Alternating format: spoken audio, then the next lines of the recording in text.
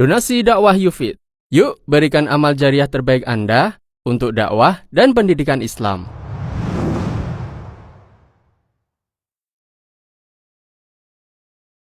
Bismillahirrahmanirrahim. Assalamualaikum warahmatullahi wabarakatuh. Innal hamdalillah wassalatu wassalamu ala Rasulillah wa ala alihi wa ashabihi wa mawalah. Wala hawla wala quwata illa billah. Amma ba'du. Alhamdulillah, para pemirsa rahimani wa rahimakumullah.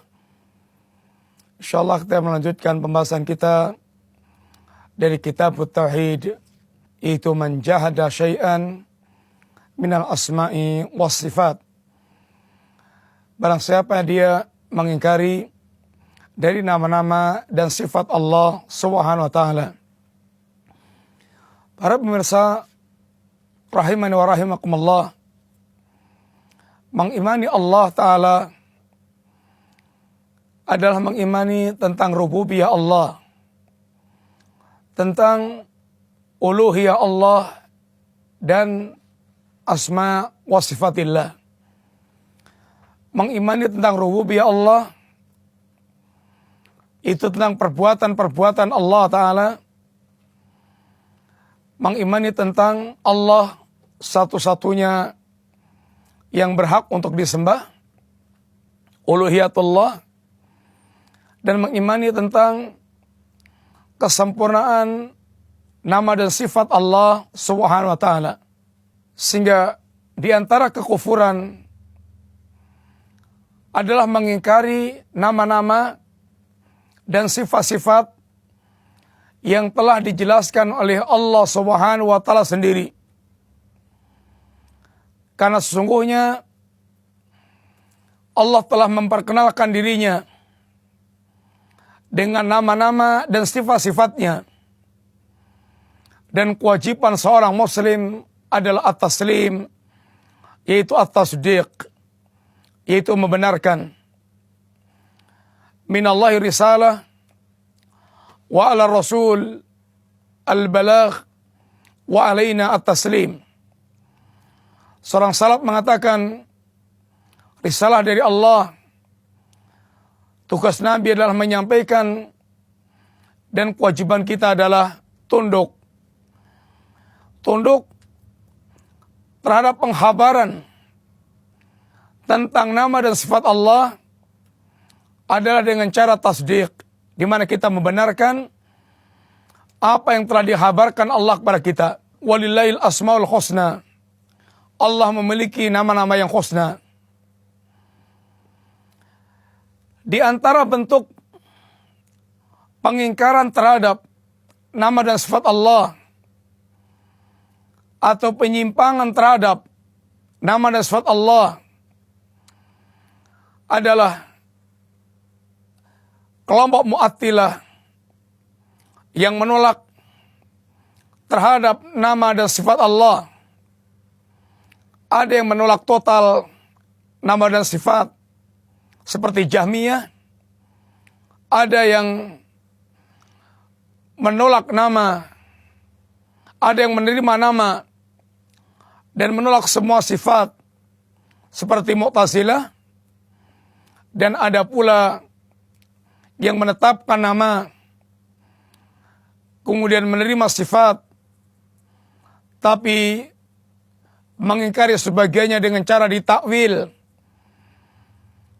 Ini semuanya masuk dalam kelompok Mu'attilah yang mengingkari nama dan atau sifat Allah Subhanahu wa taala. Adapun kelompok yang kedua, Musyabbihah. Musyabbihah ini orang-orang yang mereka menyerupakan Allah dengan makhluk. Menyerupakan sifat-sifat Allah dengan sifat-sifat makhluk. Maka mereka kedua kelompok ini, Mu'attilah dan Musyabbihah, adalah kelompok yang menyimpang. Dan termasuk di antara orang-orang yang mereka mengingkari sebahagian dari nama dan sifat Allah Subhanahu wa taala. Dalil yang pertama, firman Allah Subhanahu wa taala, "Wahum yakfuruna birrahman qul huwa rabbi la ilaha illa huwa alaihi tawakkaltu wa ilaihi matab. Mereka mengingkari Ar-Rahman. Ar-Rahman itu Allah. Katakanlah Ar-Rahman adalah Rabbi. Ar-Rahman adalah Rabbku. La ilaha illa huwa. Yang tidak ada sesembahan yang sebenarnya kecuali Dia. Alaihi tawakkaltu, hanya kepada Allah aku bertawakal. Wa ilaihi matab, dan hanya kepada Allah tempat kembali. Wa hum yakfuruna birrahman. Ini adalah sikap orang-orang musyrikin yang ketika Rasulullah sallallahu alaihi wasallam menuliskan dalam perjanjian Hudaybiyah Bismillahirrahmanirrahim, mereka menolak dan mereka mengingkari tentang Ar-Rahman, sehingga mereka tidak mau ada kalimat Bismillahirrahmanirrahim. Sehingga kalau mau mereka inginkan adalah Bismika Allahumma. Mengingkari Ar-Rahman adalah mengingkari nama dan sifat Allah Ta'ala.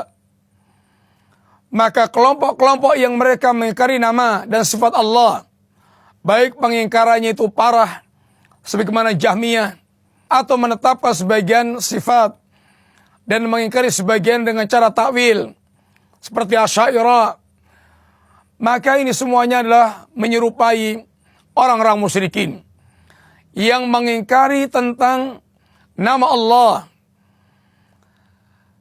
Adapun ahlu sunnah adalah menetapkan semua nama dan menetapkan semua sifat tanpa menyerupakan Allah dengan makhluk, tanpa melakukan tahrif, penyimpangan-penyimpangan, tanpa memvisualisasikan, membagaimanakannya, dan tanpa melakukan penolakan, karena Allah yang telah menetapkan nama dan sifatnya, dan Allah yang lebih tahu dibandingkan dengan kita, yang kewajiban kita tasdik. Dibawakan riwayat dari Ali bin Abi Thalib ketika menasihati kita semuanya, bagaimana kita berbicara kepada orang awam. Hadithun nas bima yarifun atuhibbuna ayukadzdzab Allah wa rasuluh. Bicaralah kepada manusia sesuai dengan kadar pengetahuan mereka. Gampang ditangkap. Jangan sampai mereka kemudian justru mendustakan Allah dan Rasulnya. Apakah kalian suka seandainya Allah dan Rasulnya didustakan? Bicaralah sesuai dengan kadar kemampuan mereka, sesuai dengan kadar akal mereka. Dan para ulama menjelaskan bahwa berbicara tentang nama dan sifat bukan termasuk hal yang terlarang, karena justru ini merupakan inti daripada keimanan kita kepada Allah, mengagungkan Allah, mengagumi Allah, mengagungkan Allah, memunculkan kerinduan dan kecintaan dengan mempelajari setiap nama dan sifat Allah Ta'ala.